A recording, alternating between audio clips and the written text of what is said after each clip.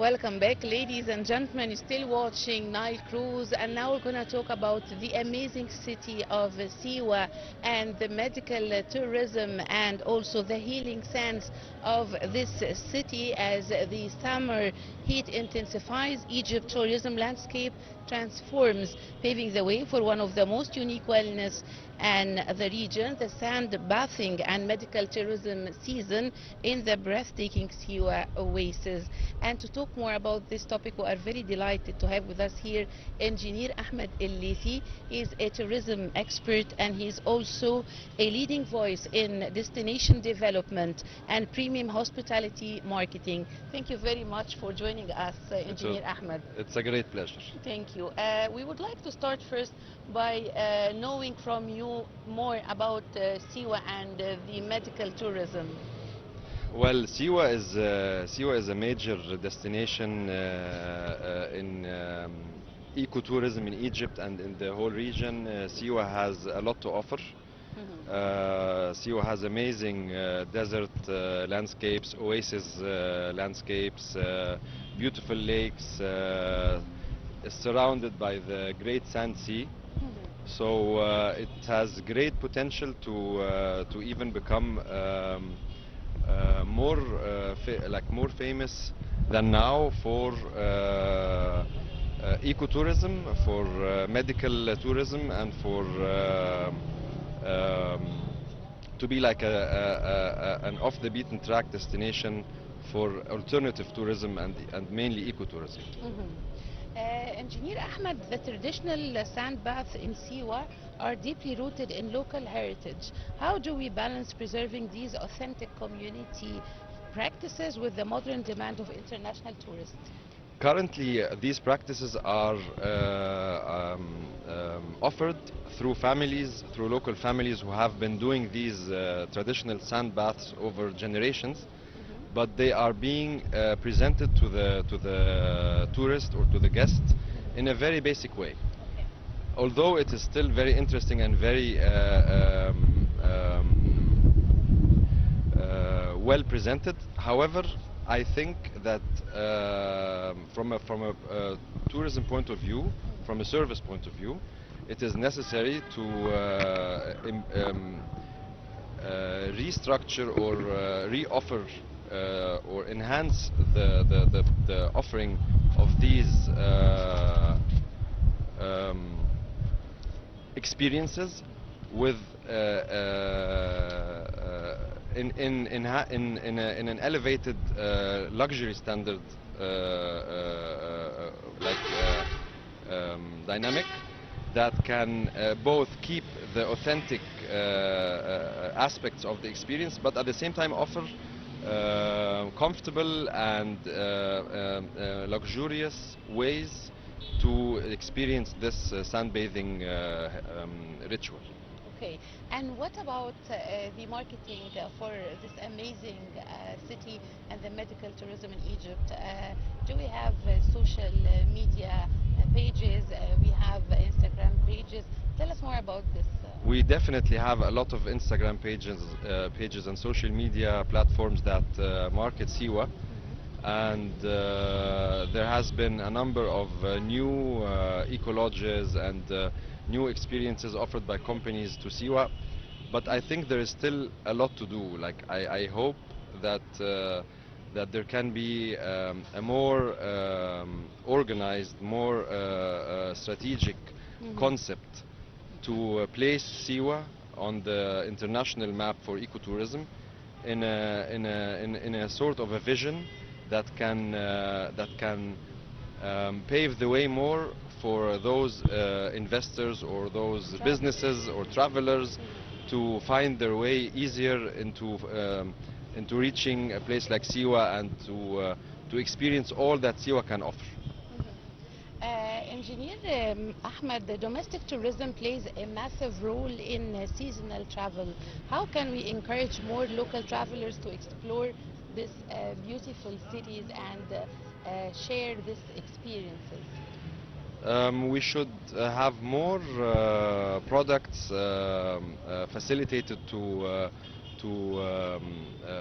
local travelers enthusiastic about exploring Egypt, to schools, to universities, to young travelers, to offer different I mean with different I mean also budget related programs that can be available for Encourage them to yeah, encourage come them and to see. travel and to explore more without because Siwa is very far. Yes. It requires a lot of like it requires a budget or a lot of days even to be able to reach Siwa and to enjoy Siwa and to stay enough there to be able to explore and see what Siwa has to offer. So it has to be more organized, more packaged, and also marketed in circles that can attract more and more young Egyptian travelers. From a hospitality and service standpoint, what are the most effective ways to train local communities in remote destinations to meet global tourism standards? I think the stakeholders of this industry, the ecotourism and the experiential travel that are already working in the field and practice this way of travel and offer these travel ideas and travel experiences to guests should be greatly involved in these training programs, because they are the elements who have the experience and who have the ideas and who have the vision to accommodate for those travelers, and which means that they know how they would like to serve their guests, so they have the ideas and the concepts to train the staff and the people who would work with them in these facilities, in these if it's lodges or medical experiences or experiential itineraries, or all these activities should be led and maybe and like you should have the stakeholders involved in putting these programs and these training into consideration. Yes. Yeah. And how about, in your point of view, the ideal length of stay required to a traveler to fully benefit from both the therapy, treatment, and also the cultural heritage of the oasis?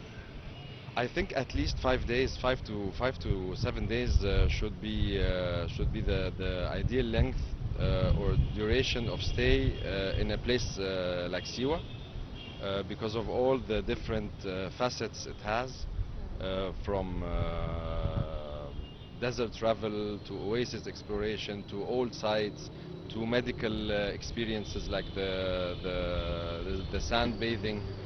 So at least, of course, because of the time lost in the travel to and from and back to Siwa. Yeah. Yeah, you lose at least a day traveling to Siwa and another day back from Siwa, so at least you need 4 to 5 days to stay there and to enjoy the facilities or the options Siwa has to offer. As an expert, Engineer Ahmad, if you were designing a national master plan for alternative tourism in Egypt, where would a destination like Siwa rank on your list of priorities? Siwa would be definitely among the top 3. Okay. Because else? of all it has to offer. The other oases as well, like the White Desert as a destination with the Farafra and Bahariya oases around it. Dakhla oasis for sure.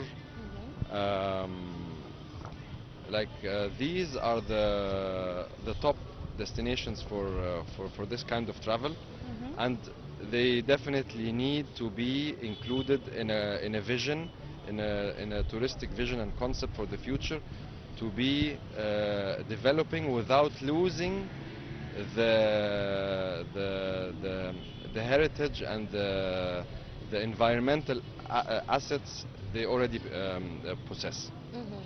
And how can travel operators successfully pitch a specialized wellness trip to Siwa as a standalone trip, premium experience rather than just a quick excursion?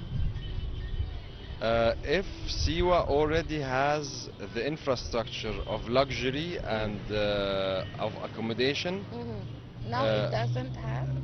it has a luxurious infrastructure in terms of hotels, Yes. but in terms of medical treatments like sunbathing or like even the salt lakes that Siwa has to offer now, you still need to complete the the the experience. Like you have the accommodation, but you don't have the other accommodation or the other facilities that are necessary to go to offer this medical experience. Because when you do the sunbathing, you need a place to rest at after the sunbathing, like a tent, and then you need a chalet or another indoor space that can offer you the extended rest with the facilities you need, like the bathrooms, the food, the soups, the drinks that are necessary for continuing this experience. And then you need maybe accommodation facilities close to the sand bathing areas or spots that can cater for these experiences. Okay. And we want to talk more, Engineer Ahmad, about the eco-tourism, which is vital for fragile environments. How crucial is sustainable development to the long-term survival of Siwa's natural springs and also salt lakes and the therapy sites? This is very, very crucial because if we would like Siwa to stay as a very special environmental destination, ecotourism destination in Egypt, we have to make sure we preserve the nature and the environment in and around Siwa. We should make sure the city develops in a way that does not harm its future as an eco-tourism destination. So that's why I'm saying it requires a long-term strategy and vision from the government, and of course from to be like to include the stakeholders of the travel business within this vision, Okay. to ensure a safe and a consequent development of the city or of the oasis that does not harm its future as an eco-tourism destination. And now, Engineer Ahmad, there is a rising global trend of travelers seeking off-the-grid wellness. How well positioned is Siwa to capture this market compared to other wellness hubs in the region? Siwa is still very underdeveloped in terms of wellness as a wellness destination. Siwa is more known as a desert destination, as an oasis, as an eco tourism destination, environmentally interesting destination, but not as a wellness destination, unfortunately. And that's why we need to shed more light, and we need to develop more this aspect of Siwa as a wellness destination as well. Engineer Ahmed, domestic tourism plays a massive role in seasonal travel. How can we encourage the local travelers to explore more Egyptian sites? More Egyptian sites, you mean in general or Siwa? In general. As I said before, like we should work more on programs that cater for younger travelers. Egypt is a very young nation, and we have 60% of the population under 30 years old. So Egypt should be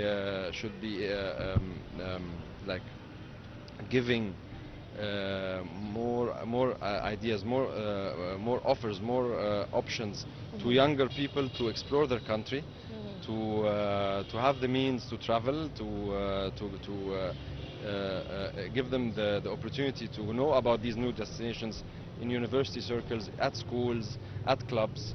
This is the best way to market our country more for the younger generation. Engineer Ahmed, you just mentioned that Siwa is not fully ready now for the wellness program. So when dealing with the premium travelers seeking wellness, what specific infrastructure and hospitality standards are most critical to successfully developing an oasis destination in your point of view? We need more um, accommodation facilities, Okay. catering for the wellness experience. We need definitely trained staff. We need to work more on the offering, on the programs. We need to market them to explain them to the potential guests or clients or visitors of the oasis, and we need to have more of them and to embed them in a long-term strategy that serves the oasis in general as a destination and as a wellness destination in addition. And travelers seeking wellness and medical therapy, Engineer Ahmed, often look for isolation and peace. What unique expectations do these wellness tourists have compared to classic sightseeing tourists? The quality of such an experience compared to usual destinations and sites that Egypt has to offer, like temples and the main sites that usually Egypt offers, is different, because if you are in oasis like Siwa, you have the qualities of calmness of the nature, of the palm trees of the oasis, of the sand dunes of the desert. So you have very comforting and very calm environments that can enhance the quality of the experience and offer a truly memorable wellness experience. Engineer Ahmed, away from Siwa and the tourism in Siwa, how do you view the tourist flows now coming to Egypt, especially after the inauguration of the Grand Egyptian Museum? It has been a great addition and development for tourism. It is very visible after the inauguration of the gem that the touristic flow has increased to Egypt, which is something amazing. We need to build on that. We need to maximize the benefits of this and keep up with the increasing numbers of tourists coming to Egypt by enhancing the products, increasing the products, working on the vision, offering more, offering like a bigger variation of the tourist product of Egypt, not just the classic tours of Egypt, but also the products that are related more to the natural and environmental and all the other qualities that Egypt has to offer, like we said, like with the oases, like the deserts, like the beaches, like the natural, yes, like the natural preserves, reserves that we have. We need to diversify the touristic products of Egypt more than we have now. Okay. Engineer Ahmad Leithy, the distinguished tourism expert, thank you very much for joining us today in Nile Cruise. It was a great pleasure, always. Thank you, sir. Thank you. Thank you. Thank you.